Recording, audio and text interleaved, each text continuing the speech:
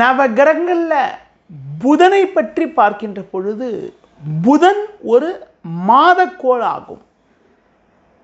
ஒருத்தருடைய அறிவாற்றல், கல்வி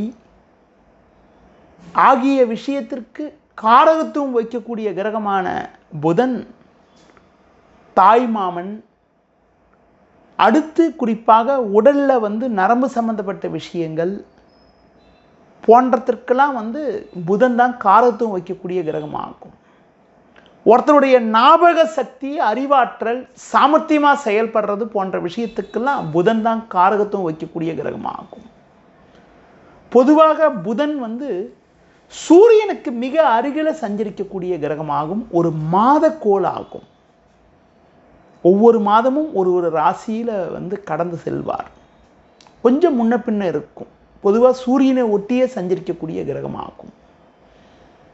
குறிப்பாக உங்களுக்கு சூரியன் இருக்கக்கூடிய இடத்துல 14 டிகிரி இருக்கும்போது வக்ரம் பெற்று 20 டிகிரி இருக்கும்போது வக்ர நிவர்த்தி அடைவார்.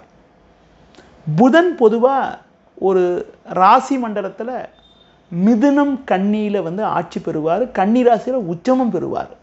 ரிஷபராசி, கடகராசி நட்பு ராசி, மீன ராசி நீச்ச ராசி. சூரியன் சுக்கிரன் நட்பு கிரகம், செவ்வாய் சனி சமகிரகம், சந்திரன் பகை கிரகம். புதன் திசை பார்த்தீங்கன்னா 17 வருடங்கள் நடக்கும். புதனுடைய நட்சத்திரம்னு சொல்கிறது ஆயில்யம், கேட்டை, ரேவதி. அடுத்து குறிப்பாக புதனை பற்றிய விஷயத்தை பார்க்கின்ற போது புதன் தாய்மாமனுக்கு காரகன் என்பதனால புதன் பலமாக இருந்தால் தாய்மாமன் வழியில் அனுகூலங்கள் இருக்கும்.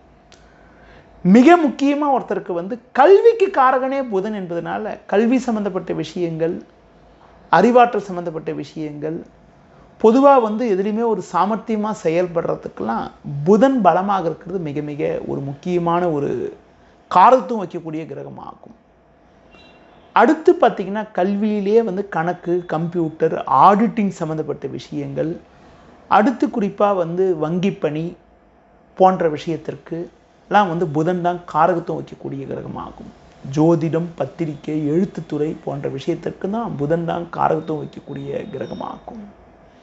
ஒரு ஜாதகத்தில் புதன் உங்களுக்கு பார்த்திங்கன்னா ஒரு நல்ல நிலையிலிருந்து ஒரு குரு போன்ற சுபகிரக பார்வையோடு, சுக்கிரன் போன்ற சுபகிரக சேர்க்கையோடு இருக்கிறது, சூரியன் போன்ற கிரக சேர்க்கையோடு இருக்கிறது படிப்பு ரீதியாக சாதிக்க வைக்கிறதுக்கு வழிவகுக்கும். பொதுவாக புதன் கேது சேர்க்கை பெறுவதோ, சனி சேர்க்கை பெறுவதோ, சனி சேர்க்கை பெற்றால் தாமதத்தை ஏற்படுத்தும் கல்வி ரீதியாக.